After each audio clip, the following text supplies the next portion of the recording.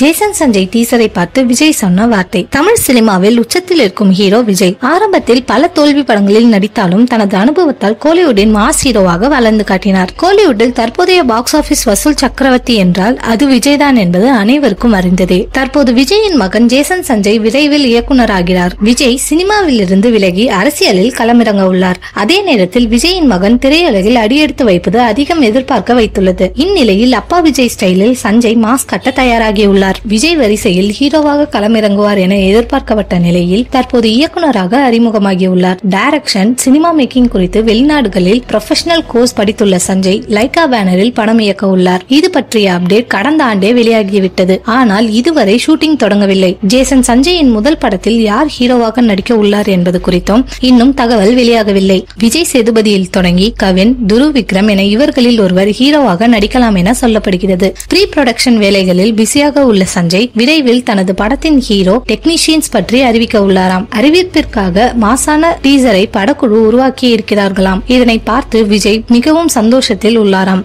விரைவில் இதனை அதிகாரப்பூர்வமாக வெளியிடுவார்கள் என எதிர்பார்க்கப்படுகிறது.